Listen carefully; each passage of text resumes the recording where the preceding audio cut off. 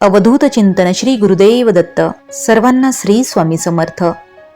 मित्रांनो, प्रश्न भक्तांचे आणि उत्तर आपल्या स्वामी महाराजांचे. भक्त स्वामींना प्रश्न विचारतो, स्वामी, माझ्या आयुष्यात इतकी दुःखे का आहेत? त्यावर स्वामी उत्तर देतात, बाळा, दुःख हे शिक्षा नसते, ते तुला मजबूत बनवण्याचे साधन असते.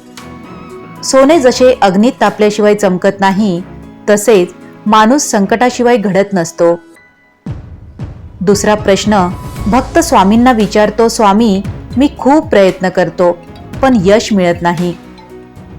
त्यावर स्वामी उत्तर देतात, बाळा, प्रयत्न कधीच वाया जात नाहीत. झाडाला फळ येण्यापूर्वी मुळे मजबूत होतात.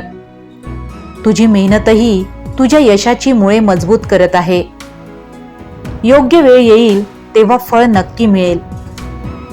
तिसरा प्रश्न भक्त स्वामींना विचारतो, स्वामी, माझी माणसेच मला समजून घेत नाहीत. त्यावर स्वामी उत्तर देतात, बाळा, प्रत्येकाला खुश करण्याचा प्रयत्न करू नकोस. स्वतःचे कर्म चांगले ठेव.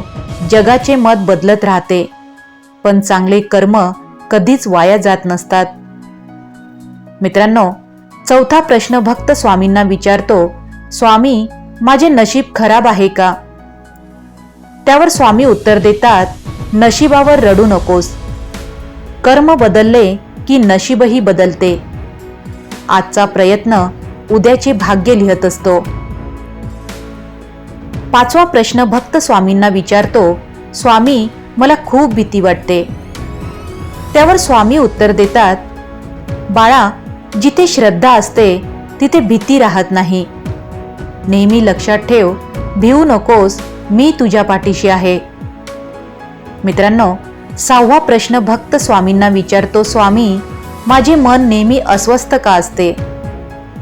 त्यावर स्वामी आपल्याला उत्तर देतात, मनाला भूतकाळाचा पश्चाताप आणि भविष्याची चिंता सोडायला शिकव. वर्तमानात जग, तेथेच खरा आनंद आहे. मित्रांनो, सातवा प्रश्न भक्त स्वामींना विचारतो, स्वामी, पैसा महत्वाचा की समाधान?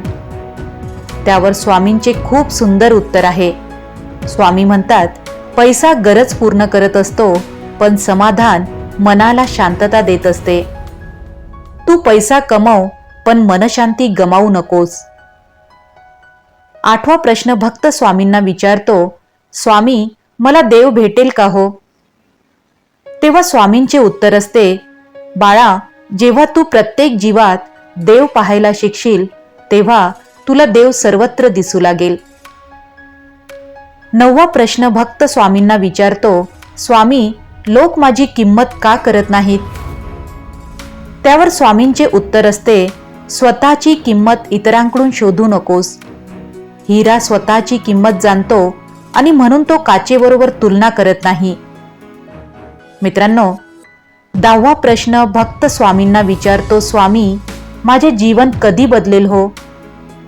तेव्हा स्वामींचे उत्तर असते, बाळा, ज्या दिवशी तू विचार बदलशील त्या दिवशी आयुष्य बदलायला सुरुवात होईल. बाहेरचे जग बदलण्यापूर्वी स्वतःमध्ये बदल घडव.